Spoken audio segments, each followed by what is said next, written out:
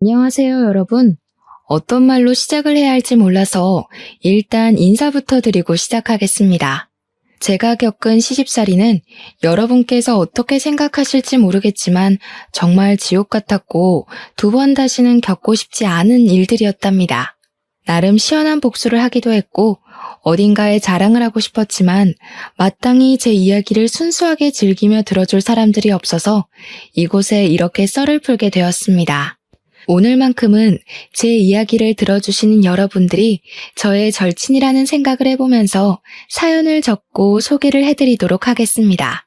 처음에는 착한 며느리가 되고 싶어서 자중했지만 시간이 지날수록 점점 도가 지나치는 시댁을 보면서 변해버린 제 모습까지 여러분들께서 응원해주시면 고맙겠습니다. 지금의 저는 자존감을 되찾아 제 행복을 찾아 살아가고 있지만 지난 과거를 생각해보면 참 미련 곰탱이가 따로 없었던 것 같기도 합니다. 저처럼 시댁에서 벗어나지 못하는 수많은 며느리들을 위해 제 이야기를 바치며 이야기를 시작해보겠습니다. 저는 어릴 때 집안 사정이 매우 힘든 집안에서 태어나 남들 다 해보는 피아노 학원 한번 다녀보지 못하고 자랐습니다. 물론 부모님께서 제가 졸랐다면 허리띠를 질끈 묶고 저에게 피아노를 가르쳐 주셨겠지만 저는 어릴 때부터 눈치만큼은 기가 막히게 좋아서 부모님의 속을 썩이고 싶지 않았습니다. 저희 아버지께서는 대형 화물 트럭을 운전하시던 분이셨는데 지금이야 임금도 꽤 많이 오르고 노동력을 인정받아 벌이가 되는 걸로 알고 있습니다. 하지만 제가 어릴 때까지만 해도 화물 트럭을 운전하는 운전수들은 박봉에다가 일을 하루에 12시간 이상씩 해야 했으며 항상 집에서 쪽잠을 주무시고 출근을 해야 했습니다. 모든 가족들이 다 그렇게 힘들게 살았을 거라 예상합니다. 더군다나 보통은 본인 화물차를 끌고 다니기 때문에 차량 운행비가 절감이 되었지만 저희 아버지는 억대에 다다르는 차를 살 돈이 없으셨기 때문에 차량을 대여해서 화물 운전을 하셨고 차량 대여비 또한 만만치 않았습니다. 몇 번이고 어머니께서는 다른 일을 하길 권유하셨지만 아버지께서는 게으른 건지 아니면 용기가 없는 건지 지금의 생활을 정리하고 새로운 걸 하시길 거부하셨습니다. 아무튼 벌어오는 돈은 한정적이나 우리 식구가 먹고 입는데 쓰는 돈은 매번 달랐으므로 부모님께서는 어떻게든 절약해서 돈을 모으셨습니다. 그러던 어느 날 밤낮 없이 일을 하시던 저희 아버지께서 제 나이 18살에 쓰러지시게 되었습니다. 살림이 넉넉해지기 시작한 그 타이밍에 아버지께서 쓰러지신 바람에 집안은 순식간에 풍비박산이 나기 시작했습니다. 어머니께서는 아버지께서 쓰러지신 그 충격으로 우울증에 잠시 빠지셨으나 이내 극복을 하시고 아버지를 간병하시면서 가장자리를 지키며 집안을 돌보셨습니다. 일을 하랴 아버지 간호를 하랴 정말 정신없이 지내셨고 자연스럽게 저는 남동생을 챙기면서 공부보다는 아르바이트를 하며 생활비를 보태는 것에 집중을 더 하게 되었습니다. 아버지께서 의식이 없었기 때문에 들어가는 약값도 어마어마하게 비쌌고 어머니께서 혼자 벌어서 저와 남동생의 공부를 시키기에는 부담이 꽤 컸습니다. 제 동생이 꽤나 공부를 잘하는 학생이었기 때문에 저는 18살 때부터 동생의 뒷바라지를 위해 일을 시작하게 되었는데 패스트푸드점에서 일을 하고 있었습니다. 당시에는 인터넷 얼짱이니 그런 게 무척이나 유행을 하던 시기였는데 제가 일하던 패스트푸드점에서 미소천사를 뽑는 제도가 있었거든요. 제가 일을 한 이후로 매번 미소천사에 제가 선정이 되었고 패스트푸드점 계산대 옆에 제 사진이 걸리게 되었습니다. 제 입으로 말을 하기 부끄럽긴 하지만 그 당시에 제가 인기가 무척이나 많았고 키도 168cm로 꽤 컸으며 마르고 예쁜 얼굴에 속해 있었습니다. 오죽하면 다른 카페들이나 음식점에서도 저를 아르바이트생으로 쓰고 싶다며 월급을 더 많이 주겠다고 공작이 들어오곤 했었습니다. 저를 좋아하던 학생들이 저를 보기 위해서 제가 아르바이트를 하는 가게에 온다는 게 사장님들 사이에서 소문이 날 정도였으니 어느 정도인지 예상이 가시나요? 제 입으로 말하기가 민망해서 그렇지 아직도 고등학교 때 친구들을 만나면 제 외모 이야기를 할 정도랍니다. 그런데 학생이 패스트푸드점에서 일을 해봐야 벌면 얼마나 벌겠습니까? 그러던 도중에 저에게 아주 솔깃한 제안이 하나 들어왔습니다. 바로 인터넷 쇼핑몰에서 들어온 제의였는데 쇼핑몰 모델 일을 하면 한 달에 월급을 200만 원씩 챙겨주겠다는 제안이었습니다. 패스트푸드점에서 일주일 내내 쉬는 날 없이 학교 끝나고 마감까지 일을 해도 한 달에 70만 원을 벌까 말까 하는데 월에 200만 원이면 정말 큰 돈 아니겠습니까? 솔직히 조금 이상한 곳은 아닐까 의심이 가기도 하고 걱정이 되었는데 진짜 유명한 쇼핑몰이었고 사장님께서 직접 저를 찾아와서 명함을 주셨습니다. 그 사장님 또한 인터넷에 검색을 하면 심심찮게 등장하시는 유명한 분이셨기 때문에 저도 안심을 하고 쇼핑몰 모델 일을 시작했습니다. 만만하게 생각했는데 쇼핑몰 모델 일은 예상보다 훨씬 더 힘든 일이었습니다.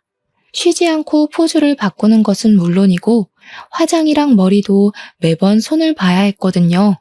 옷도 한두 벌만 입는 것이 아니라 한 번 촬영에 나가면 여러 벌을 갈아입고 사진을 찍어야 해서 정말 조금의 오버를 보태서 50벌씩은 넘게 입어보는 것 같았습니다. 몇 시간씩 조명을 맞으면서 높은 구두를 신고 포즈를 신경 써서 표정까지 완벽하게 사진을 찍는다는 건 쉬운 일이 아니었습니다. 야외에서 촬영이 이루어지기라도 하면 정신없이 움직여야 하고 옷을 갈아입을 공간이 없어서 불편하고 고생이 엄청났습니다. 연예인들은 어떻게 이런 일을 매일같이 수십 번씩 하는지 대단하다는 생각이 들 정도였습니다. 저는 18살 때부터 일을 시작해서 그런 건지 생각보다 주위 사람들의 도움도 많이 받게 되었고 다른 모델 언니들도 저를 귀여워해 주셨습니다. 덕분에 빠르게 쇼핑몰 일에 적응을 할 수 있었고 제 나이 23살이 되었을 때엔 젖살도 빠지고 미모에도 물이 올라서 쇼핑몰계에서는 꽤 유명한 모델이 되었습니다. 정말 제가 그때의 사진을 돌려보면 어떻게 이리 이쁠 수 있을까 싶을 정도로 제 외모가 완벽하게 피어올랐던 시기였습니다. 그때 당시에 저를 추종하던 팬들도 생겼는데 쇼핑몰 사무실로 저에게 선물을 보내주는 사람들도 있었고요. 저를 찾아와 주시는 분들도 있었습니다. 길에 가다가 마주치면 커피라도 한 잔 사주시려고 하시고 팬이라고 편지도 주시고 정말 연예인 못지않은 인기를 누렸습니다. 대학을 가지 않고 바로 일에 뛰어들기를 잘했다고 생각할 정도로 저는 과분한 사랑을 받았고 제 팬들이 늘어날수록 저의 월급도 늘어나게 되었습니다. 저로 인해서 판매되는 옷들의 양이 늘어나니까 사장님께서 신이 난다고 상여금식으로 인센티브를 더 얹어주셨거든요.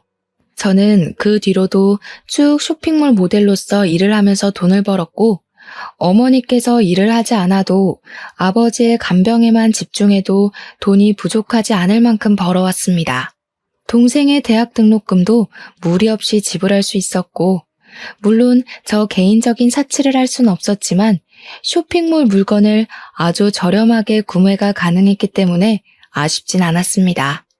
그렇게 몇 년을 더 고생한 결과 26살까지도 열심히 쇼핑몰 모델로서의 유명세를 유지하고 있었는데 중간중간에 얼굴에 주사도 맞고 하면서 미모를 유지하고 있었습니다. 그 당시에 잡지 같은 데에 촬영 제의가 들어오기도 해서 미용실에 가면 있는 여성 잡지들 한편에 제 사진이 실리기도 하는 영광을 맛보았죠. 연예인을 하자고 소속사에서 콘택트가 오기도 했었는데 촬영을 몇 년간 해보니 연예인은 도무지 업으로 삼진 못하겠더라고요. 제가 26살이 된 그때 사장님께서 저에게 한 남자를 소개해 주었는데 그게 바로 제 남편이었습니다. 남편은 저를 예전부터 사진으로만 보다가 실제로 보니까 연예인을 보는 기분이라면서 저를 만나는 게 소원이었다고 띄워주곤 했습니다. 사장님 지인이라 처음에는 어색하게 대하긴 했지만 계속해서 보다 보니 주접을 떠는 모습까지도 부담스럽지 않게 위트 있고 재미가 있더라고요. 원래 같이 있을 때 재미있는 남자가 자꾸 보고 싶은 남자고 궁금해지는 남자 아니겠습니까? 저는 자연스럽게 남편에게 스며들게 되었습니다. 남편은 내노라 하는 4년제 대학을 졸업을 하고 전공을 살려서 대기업에서 일을 하고 있다고 소개를 받았습니다. 저는 보통 그런 사람들은 공부만 진창한 느낌이라 뭐랄까 정말 재미도 없고 분위기 어색하게 만드는 재주가 있을 거라고 예상을 했거든요. 하지만 제 남편은 저를 편안하게 만들어주고 무엇보다 분위기를 띄우는데 상당한 재주가 있었던 사람이라 모든 사람들과 잘 어울리는 외향적인 성격을 가지고 있었습니다. 처음에 사장님께서 공돌이라고 했기 때문에 아예 관심조차 가지지 않으려고 했었는데 반전인 매력이 있었던 것이죠. 외향적인 성격으로 저에게 계속해서 들이대는 남편을 저는 결국 받아주게 되었고 저희는 연애라는 것을 하기 시작했습니다. 그동안은 제가 사는 게 바빠서 연애를 할 생각도 하지 못했었는데 어느 정도 삶의 여유가 생기기 시작하니까 저도 사랑이라는 것을 해보고 싶다는 생각을 가지게 되었습니다. 처음 데이트는 어색함 투성이었지만 두 번째, 세 번째 만남이 지속될수록 우리 남편이 정말 진국인 사람이구나, 너무 사랑스럽다 하는 생각을 하게 되었습니다. 그렇게 2년이라는 시간 동안 연애를 했고 제 나이 28살이 되던 해에 남편에게 프로포즈를 받게 되었습니다. 그 당시에 저는 이미 나이가 꽤 있었기에 쇼핑몰 모델로서 일을 하기엔 어려움이 있어서 후배들을 양성하는 취지로 일을 하고 있었습니다. 촬영장을 따라다니면서 포즈에 대한 조언도 해주고요. 전체적인 스타일을 잡아주는 일도 겸하고 있었습니다. 아주 가끔 가다가 저에게 어울리는 옷이 있을 때만 촬영에 나가고 있었기 때문에 제 인생의 전환점이 필요한 시기라고 느끼고 있었습니다. 저희 어머니께서도 일만 하면 열심히 살았다면서 제가 돈을 벌어서 동생 대학을 졸업시키고 뒷바라지를 쭉 해오고 있었기 때문에 앞으로는 제가 하고 싶은 걸 하면서 살라고 하셨습니다. 그래서 저는 남편의 프로포즈를 받아들여 결혼을 하기로 결심하게 됐고 군대를 다녀오고 대학까지 졸업을 한 남동생이 앞으로 어머니를 잘 챙기길 바라면서 결혼을 했습니다. 그때까지도 저희 아버지는 10년이라는 세월을 누워서 의식도 없이 버텨내고 계신 중이었습니다. 하루하루 말라가고 몸에 욕창이 생기는 아버지를 보면서 가슴 아파하며 지냈지만 결혼은 또 다른 문제였기 때문에 열심히 진행을 했습니다. 아버지 없는 상견례 자리가 조금 마음이 욕심거렸고 버진로드를 아버지의 손을 잡고 건널 수 없음이 슬펐지만 저는 결혼을 하고 신혼생활을 즐기고 있었습니다. 하지만 하늘도 무심하시지 결혼한 지 4개월밖에 되지 않은 시점에 아버지께서 돌연 세상을 떠나시고 말았습니다. 어머니께서는 아버지께서 제가 결혼을 할 때까지 버틴 것 같다고 너무 슬퍼하지 말라 하셨지만 그게 어찌 마음대로 되겠습니까? 평생을 고생만 하다 돌아가신 우리 아버지가 안쓰러워 어쩔 줄 모르고 내내 울었습니다. 우리 남편은 인사 한번 제대로 드리지 못한 아버지의 장례식을 내내 지켜주고 정말 많이 저를 위로해 주었습니다. 회사 일로도 힘들고 벅찼을 텐데 단 1분도 쉬지 않고 제 옆을 지켜주며 제가 외로움을, 슬픔을 느끼지 않게 하려고 노력해주는 남편에게 너무나도 고마웠습니다. 이 고마운 감정을 정말 어떻게 표현을 해야 할지 모를 정도로 말입니다. 저는 더욱 남편을 의지하고 사랑하게 되었습니다. 장례식이 다 끝나고 저는 시부모님께 와주셔서 감사하다고 인사를 드리러 시댁에 방문을 하게 되었는데 그때 예상치 못하게 처음으로 혼이 나게 되었습니다. 그때부터 제가 상상도 하지 못한 시집살이가 시작되었던 것이었습니다. 시모는 저에게 우리 아들이 외벌이로 일을 하느라 힘이 들어 죽겠는데 장례식장까지 지키고 있어야지만 속이 시원했냐고 하시더라고요. 내가 우리 아들 보고 얼마나 가슴이 아팠는지.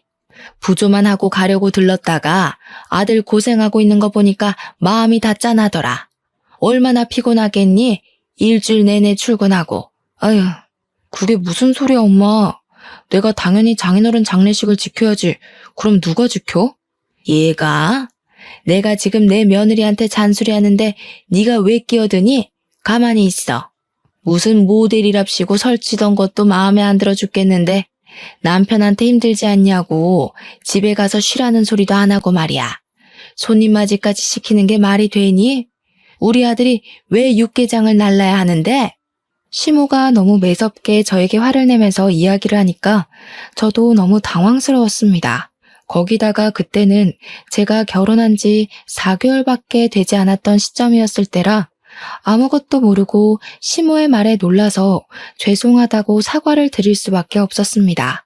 죄송합니다, 죄송합니다 하다 보니까 시모 눈에 제가 만만하게 보인 건지 시모가 화만 내면 제가 자동으로 고개를 숙이니 만만한 애구나 싶었던 겁니다. 그 뒤로부터 저에게 아버지가 돌아가신 것을 핑계 삼아서 시부모를 더 잘 모시면서 지내라고 하더라고요. 보통은 아버지가 안 계시니까 친정어머니를 잘 보살펴라 하는 말을 하지 않나요?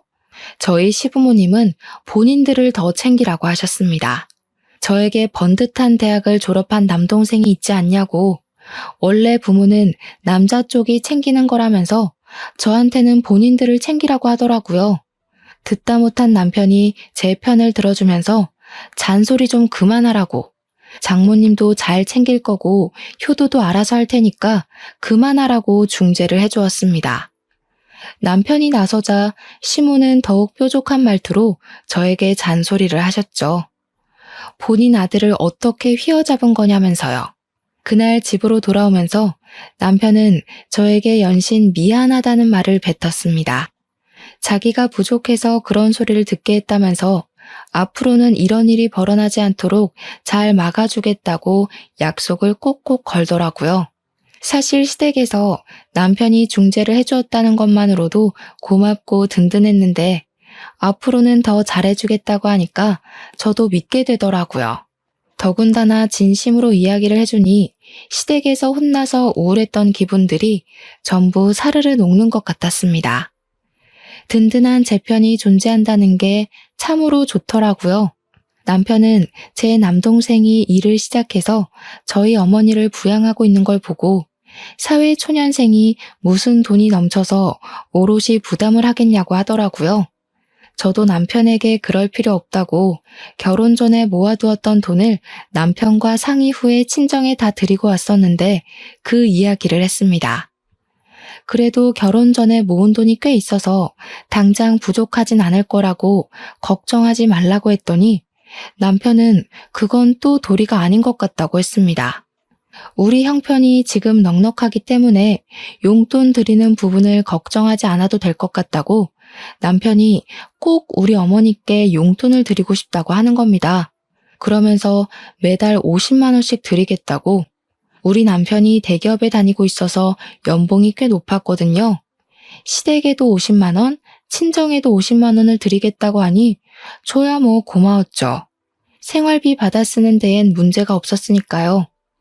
그렇게 우리 둘이 잘 정하고 상의까지 끝마쳤는데 이걸 시모가 어떻게 알았는지 저에게 전화가 와서는 소리를 대뜸 지르시더라고요. 너 지금 제정신이니? 우리 아들이 뼈 빠지게 고생해서 벌어온 돈을 왜 친정에 갖다 준다고 그래? 제가 주라고 한 게 아니라요. 그이가 양가에 용돈을 드리자고 한 건데요. 예, 그럼 말렸어야지. 그이가 어머님께도 드린다고 저희 친정에도 보내고 싶다고 한 거예요. 제가 공평하게 주자고 한 게 아니라요. 얘가 내 아들이니까 당연히 나한텐 줄 수 있지. 근데 너네 엄마는 아니잖아? 저는 어이가 없었습니다. 너네 엄마라는 호칭이 가당키나 한 말인가요? 어떻게 사돈어른도 아니고 너네 엄마라고 말을 할 수 있는지. 저희 친정어머니는 시모가 앞에 없어도 항상 안사돈 하면서 호칭을 꼬박꼬박 불러주시는데 그것도 제 앞에서 너네 엄마. 저는 시모에게 남편이랑 이야기를 해보시라고 남편에게 분명 용돈 안 드려도 된다고 했다. 근데 남편이 계속해서 우겨서 주겠다고 한 건 다 했습니다. 뭐 시모가 물어보는 것도 아니고 시작부터 제정신이냐고 대뜸 소리를 지른 마당에 저라고 시모 눈치 보면서 살갑게 이야기를 해야 할 필요를 못 느끼겠더라고요. 게다가 시모가 바락바락 저러니까 우리 어머니께 드리는 용돈을 끊으면 안 되겠구나 하는 생각도 들었습니다. 시모의 속을 뒤집어 놓을 수 있다면 뭐든 할 수 있겠다 싶었거든요. 아무튼 시모에게 한쪽 집에만 용돈을 드리는 건 경우가 없는 것 같다고 남편이 굳이 친정에도 주겠다고 해서 그러라고 한 거라 말을 했습니다. 그러자 시모가 갑자기 하면서 기가 차다는 듯 웃는 게 아니겠습니까? 너 지금 나한테 경우 없다고 말을 하는 거니? 저는 그런 말 한 적 없어요, 어머님. 경우가 없다며 경우가. 그 말이 그 말이지. 애가 고졸이라더니 못 배워서 그런 거니? 할 말 못할 말 구별을 못하네. 솔직히 네가 얼굴 빼고 볼 게 뭐가 있어? 그것도 뭐 죄다 성형수술한 거 아니니? 내가 살아온 연륜이 있어서 딱 보면 척아는데 너 얼굴 죄다 손본 거잖아.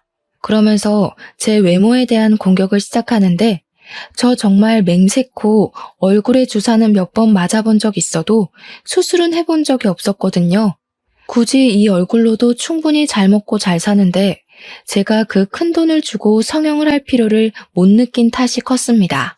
그런데 시모의 성형 공격이 더 어이가 없었던 이유는 시모야말로 어디서 이상하게 성형수술을 받은 탓이 얼굴이 완전히 무너져 내려 있었거든요. 코는 이미 수축이 와서 들창코가 되어 있었고 얼굴 주름이 하나 없이 팽팽한데 목주름은 쭈글쭈글했고요. 저 눈이 감기나 의심이 들 만큼 쌍꺼풀이 크게 잡혀 있었습니다. 살아온 연륜 때문에 아는 게 아니라 그냥 수술을 많이 해서 아는 게 아닌가 싶을 정도였습니다. 제가 아무 소리도 하지 않고 전화기만 들고 있었더니 저한테 찔려서 그러냐고 물어보시더라고요. 설마 남편은 제가 성형한 거 모르는 건 아니냐면서 설레발을 치셨습니다. 여우가 따로 없다면서 혀를 끌끌 차는데 기분이 팍 상해버렸죠. 어머님, 저 얼굴에 칼 안 댔어요. 가끔 보톡스 같은 건 맞아봤어도 얼굴에 어머님처럼 실리콘은 안 넣었습니다. 뭐가 어째? 야, 너 지금 뭐라고 그랬어? 어머님, 제가 나중에 좋은 병원 하나 소개해드릴까요? 그 병원이 제 수술로 진짜 유명한 병원인데 들창코도 고쳐주고 안 감기는 눈도 고쳐준대요. 어머님께서 거기 방문하셔서 재건 수술 받으시는 게 좋을 것 같아요. 그러고 전화를 끊어버렸습니다. 가슴이 벌렁벌렁 하는데 속은 엄청나게 시원하더라고요. 그래도 말을 뱉어놓고 칠리긴 했죠. 시모가 어떤 식으로 받아칠지 몰랐으니까요.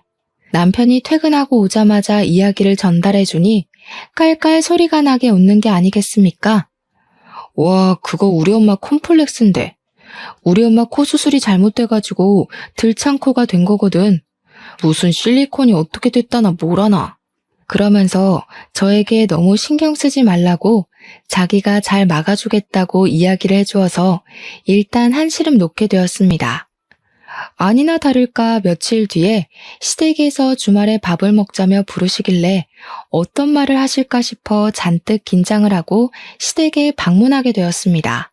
시모가 저를 보자마자 아주 잘 걸렸다는 얼굴로 내 아들 앞에서도 한번 말해봐라 하시더라고요.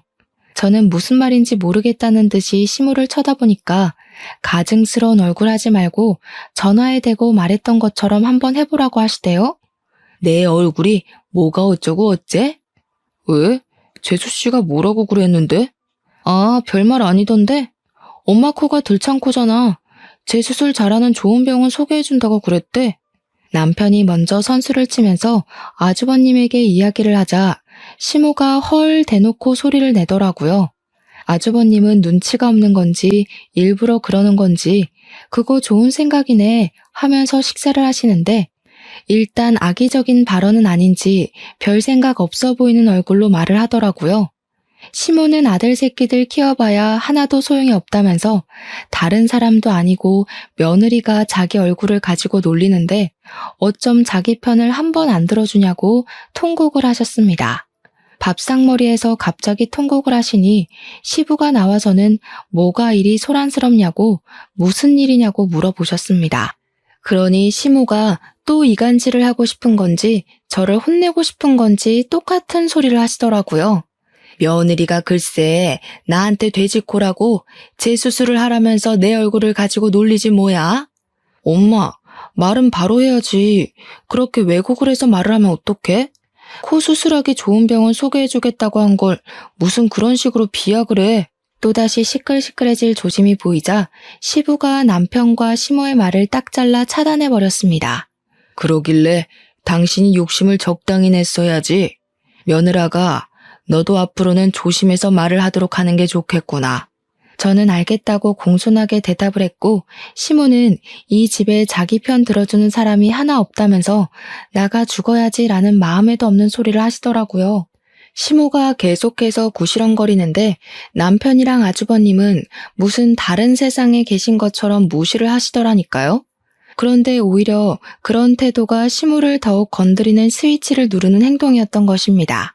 저를 계속 째려보면서 꼬투리를 잡을 생각만 하고 있는 시모에게 아주버님이 갑자기 그러시더라고요. 자기가 할 말이 있어서 가족들 다 불러 모은 건데 분위기가 이상하다고 하시면서 결혼하려고 한다는 게 아니겠습니까? 아무렇지 않게 폭탄을 던지셨습니다. 시부모님이 놀래서 아주버님께 결혼이라고 했냐고 비혼주의자니 뭐니 하면서 가슴 선득하게 만들더니 진짜 결혼할 거냐고 어떤 아가씨냐고 캐물으셨습니다. 아주버님이 회계사로 일을 하고 계셨었는데 결혼하고 싶은 여자가 같은 회계사 사무실에 다니고 있는 여자라면서 간단하게 설명을 하시더라고요. 시모의 얼굴이 눈에 띄게 밝아지더니 입이 찢어질 것처럼 쫙 늘어나는 겁니다. 아이고, 우리 첫째 아들이 비혼이니 뭐니 결혼 안 하겠다고 해서 내가 얼마나 걱정을 했는데 너무 잘 됐다. 너무 잘 됐어. 거기다가 큰 며느리까지 회계사라고?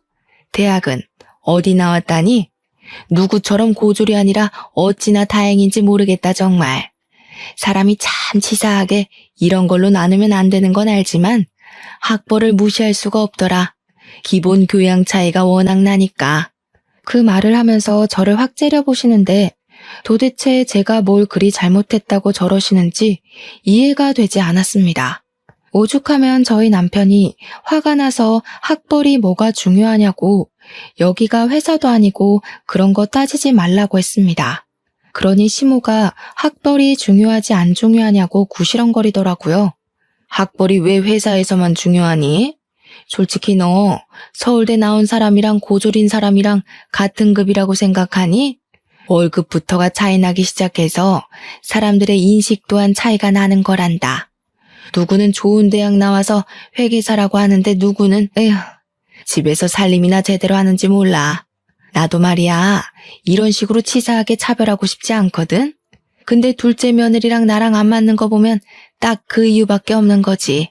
학벌. 학벌에서부터 수준 차이가 난다 이 말이야. 나중에 남편에게 들은 이야기인데 시모가 뒤늦게 대학을 나와서 엄청나게 대학 부심이 있다고 하더라고요. 저도 그 말에 지금이라도 공부해서 대학을 갈까 싶은 마음이 들기도 했지만 저는 원래 공부에 그다지 소질이 없었기 때문에 해봐야 안 될 것 같아서 포기를 했습니다. 그렇게 몇 주의 시간이 더 지나고 시모가 신이 나서 주말에 시댁에 오라고 이야기를 하는데 평소에 시모가 저를 그렇게 신나서 부르는 일이 없어서 왜 그런가 했습니다. 무슨 일 있으시냐고 기분이 좋아 보이신다고 넌지시 한마디 건넸더니 제 형님 될 사람이 올 거라고 하더라고요. 아주버님이 진짜로 결혼하시는구나 싶었습니다. 저한테 일찍 와서 장도 보고 음식도 좀 하자고 하시길래 알겠다고 했습니다. 이런 거라도 제깍제깍 해야 점수를 딸 수 있으니까요. 주말에 일찍 가서 시모 따라서 장을 보는데 남편이 심심하다고 장 보는 길을 따라 나섰습니다. 그러니 시모가 불편한 기색을 팍팍 내보이면서 이런 자리까지 남편을 꼭 불러서 대동해야겠냐고 내가 너 잡아먹니? 하면서 핀잔을 주시더라고요. 남편이 태연하게 무거운 거 들어주려고 따라가는 거라고 장 많이 볼 거라며 하면서 쓱 대꾸하니까 시모가 예전에는 그런 짓 안 하더니 변했다고 하시더라고요. 그러면서 속상하다 속상해 하시는데 제가 양파, 고구마, 재료들을 고를 때마다 이건 못생겼다, 이건 여기에 상처가 났다 하면서 트집을 잡으셨습니다. 이거나 저거나 다 똑같이 생겼는데 남편 때문인지 그냥 제가 마음에 들지 않아서인지 계속 트집을 잡으셨어요. 시댁에 와서 음식을 할 때에도 칼질을 똑바로 못한다고 어슷썰기를 해라, 채를 썰어라 계속 혼내기만 하셨고요. 형님이 되실 분이 시간 맞춰서 도착을 하시고 다 같이 이야기를 나누면서 식사를 하기 시작했습니다. 형님이 되실 분은 저를 아주 살뜰하게 챙겨주셨었는데 아무래도 동서지간이니 잘 지내면 좋겠다고 생각을 하셨었나 봐요. 그 모습을 보면서 시모는 역시 대학을 잘 나와서 그런 건지 애가 싹싹하다고 칭찬을 하시더라고요. 좋은 대학 나와서 회계사로 일을 하고 있다고 하더니 남을 배려할 줄도 알고 이게 바로 노블레스 오블리주인 거지. 둘째 너는 이런 말 뜻은 아니? 제가 아무리 대학을 나오지 않았다고 해서 상식도 모르는 바보 멍청이는 아닌데 저를 막 무시하더라고요. 그래서 어머님께 그냥 제가 고졸이지만 바보는 아니라고 대놓고 말을 했습니다. 시모가 그 말에 갑자기 대학 안 나온 게 뭐가 자랑이라고 그렇게 큰 소리로 말하냐면서 부끄러운 것도 모른다고 하시더라고요. 순식간에 분위기가 쎄하게 바뀌고 형님이 그 순간 제 편을 들더라고요. 그건 어줍잖은 대학을 나온 애들이나 그렇지. 명문대 나온 애들은 안 그래. 순간 그 둘의 대화를 듣는데 속이 역하면서 체한 기분이 들었다고나 할까요?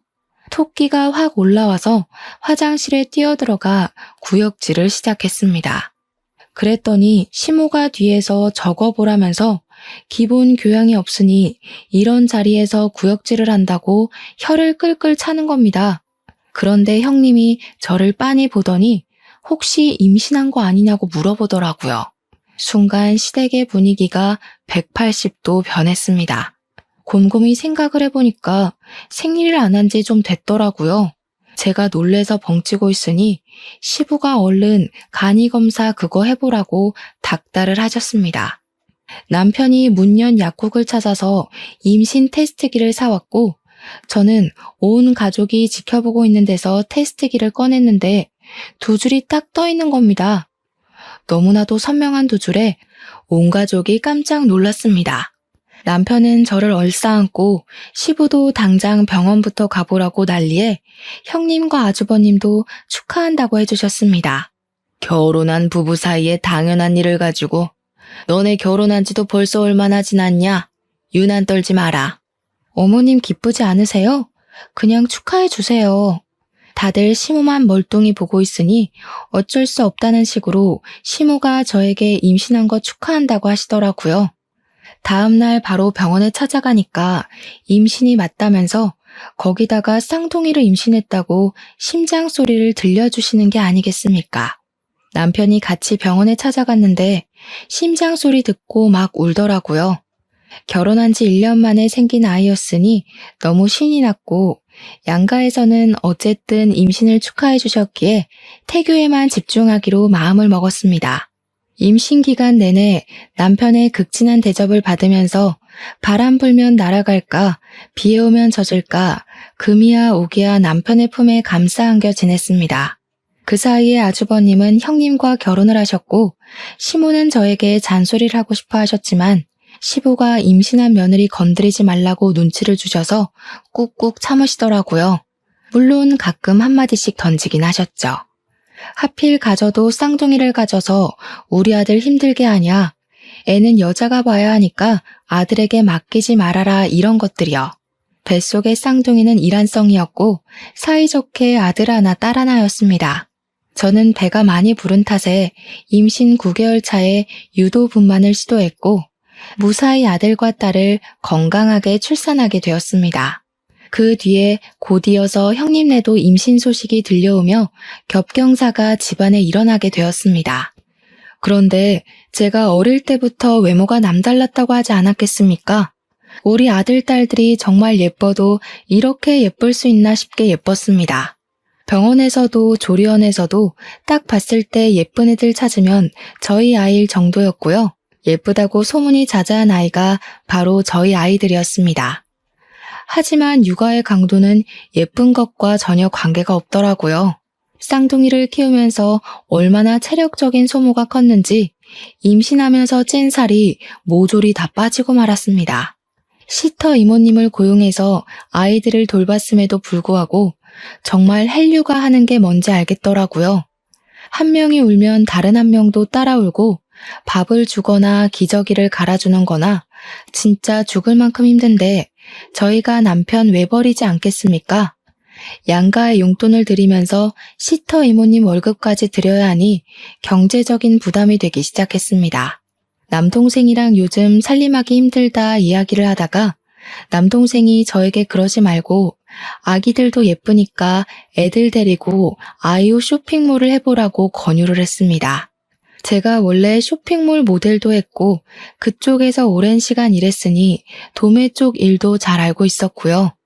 순간 훅 하는 마음이 들어서 남편을 붙잡고 이야기를 했는데 남편도 나쁘지 않은 것 같다면서 해보고 싶으면 해보라고 저를 응원해 주었습니다. 그래서 저는 남대문에 있는 아동복 상가를 돌아다니면서 옷을 구매했고 이제 돌이 된 아이들에게 입혀다가 사진을 찍었습니다. 쇼핑몰에서 일을 했던 경험이 있어서 그런지 사진도 꽤 잘 찍었고 보정도 조금 할 줄 알았거든요. 그리고 SNS에 사진을 올렸는데 제 팬이었던 사람들이 저를 어떻게 알고 찾아와서는 아기 낳았냐고 아기 옷 정보를 달라고 댓글을 달더라고요. 그래서 이때다 싶은 마음에 제가 이 아기 옷들을 팔아보려고 하는데 어떨 것 같냐고 은근히 팬들에게 물어보았더니 당장에 팔아달라고 사겠다고 손을 막 들더라고요.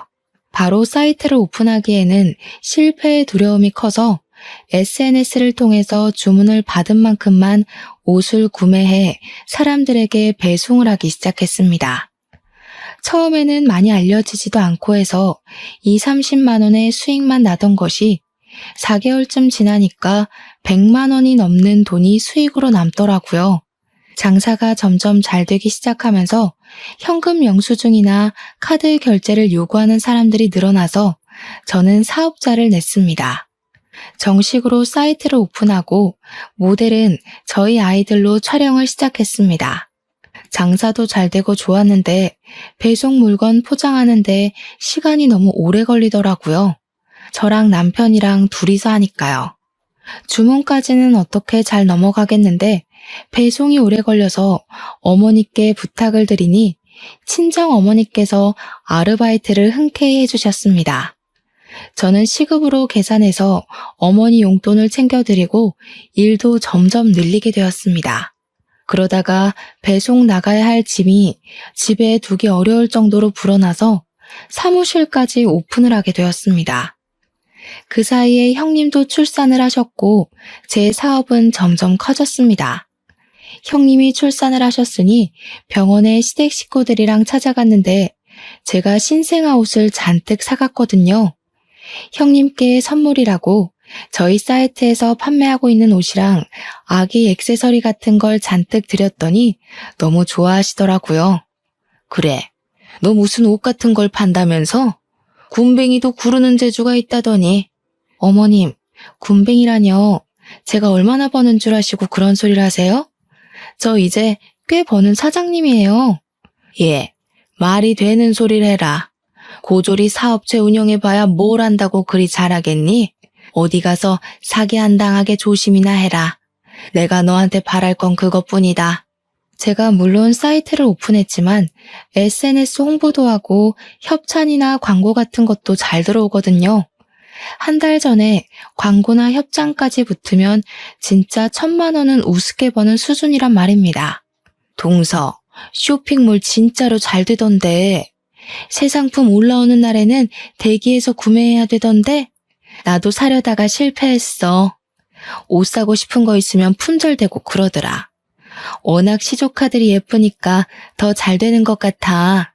엄마 닮아서 얼마나 예뻐. 엄마를 닮긴 뭘 닮아? 완전히 우리 아들 닮았지. 고슴도치도 아니고 무슨. 객관적으로 보나 주관적으로 보나 우리 마누라 닮았지. 그랬더니 시모가 자기 편 들어주는 사람이 한 명도 없다면서 완전히 삐져서 집으로 가셨습니다. 형님도 괜히 불편하셨는지 저한테 시모 말 신경 쓰지 말라고 하시길래 그냥 끄덕이고 몸조리 잘하시라고 전한 뒤 집으로 돌아왔습니다. 그 뒤로 몇 개월이라는 시간이 훌쩍 지났고 저는 쇼핑몰 운영을 활발히 하면서 지냈는데 아이들이 모델로 있다 보니까 가끔 길 가다 보면 알아보는 사람들이 나타나곤 했습니다. 시댁 식구들이랑 전부 해서 큰 쇼핑몰에 가서 구경도 하고 밥도 먹고 하고 있는데 어떤 아기 엄마가 저에게 다가오더라고요. 땡땡 쇼핑몰 아기들 맞죠? 어머 사장님, 저 예전에 사장님이 쇼핑몰 모델 하실 때부터 팬이었어요. 사진 한 장 찍으면 안 될까요? 제가 당연히 좋다고 사진도 찍고 막 이야기도 나누고 했는데 그 아기 엄마 이후로도 2명 정도가 저에게 말을 걸었습니다. 그랬더니 시모가 그제야 슬쩍 저에게 물어보시더라고요. 너 그 쇼핑몰 정말 잘 되냐? 네 어머님, 저 요즘 순이익이 1,000만 원 넘게 나와요. 1,000만 원이라는 말에 시모가 헉소리를 내더니 그 뒤로 이상하게 미묘하게 달라진 태도로 저를 대하시더라고요. 그 쇼핑몰에 간 날 제가 시조카들은 물론이고 아주버님 부부의 시부모님까지 옷이며 밥이며 싹 사드리고 남편 명품 벨트도 턱턱 사줬거든요. 제가 그만큼 돈을 벌어서 가족들에게 쓰니 시모도 뭐라 구박하기가 애매하셨던 거죠. 그날 이후로 몇 주의 시간이 지나가는 동안 저에게 잔소리 한 번은 안 하시더라고요. 제가 이때다 싶어서 시모에게 저랑 같이 커피 한 잔 마시러 가자고 연락을 했더니 시모가 쭈뼛쭈뼛하게 그럴까? 하시면서 따라 나서시는 겁니다. 예전에 봐뒀던 예쁜 카페에 시모를 모시고 갔더니 세상에 이렇게 예쁜 카페는 처음 본다면서 되게 좋아하시더라고요. 커피가 나오고 잠시 침묵이 흘렀는데 시모가 슬쩍 저에게 그러시더라고요. 네가 그리 돈을 많이 버는 줄 몰랐지 뭐냐. 그래서 이런 곳도 자주 오고 그러니? 예전 같으면 아들 돈 쓴다고 잔소리를 했을 텐데 이제는 그런 말도 안 하시더라고요. 어머님, 이런 데 나오시니까 좋죠? 이제 저 그만 미워하시고 저랑 좋은 데 많이 다녀요. 형님도 아기 조금 더 크면 셋이 같이 다니면 좋잖아요. 시모가 그제야 킁킁하시면서 목을 가다듬으시더라고요. 사실 첫 술에 배부른 걸 바라진 않았지만 제 진심이 시모에게 통해지기를 바랬죠. 시모가 그날 저녁에 집에 돌아가서 문자 메시지를 저에게 보내셨더라고요. 너한테 그런 능력이 있는 줄도 모르고 고졸이라 무시했던 거 미안하구나. 원래 아들 가진 엄마 마음이라는 게 다 그런 거다. 우리 아들이 세상에서 제일 잘난 줄 알아서 그런 거야.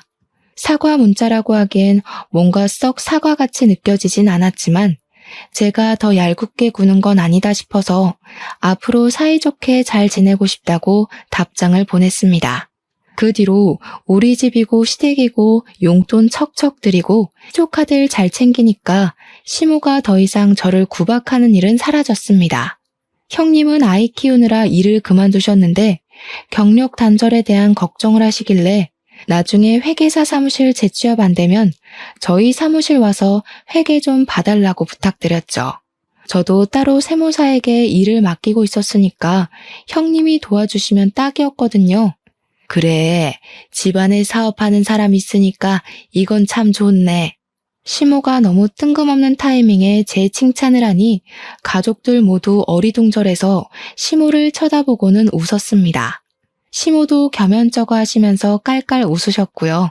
지금은 저희 아이들이 6살이 되어서 유치원에 다니고 있는 중입니다. 아직도 저는 쇼핑몰을 운영하고 있고 고정적인 매출로 안정적으로 운영 중입니다. 형님은 저희 쇼핑몰 세무일을 봐주시고 계시고 가끔은 시모가 제 배송 일을 도와주시기도 한답니다. 사이좋게 온 가족이 잘 지내고 있는 중이라 참으로 기쁩니다. 여러분들 가정에도 평화와 행복이 가득하길 바랍니다. 제 사연 들어주셔서 감사합니다.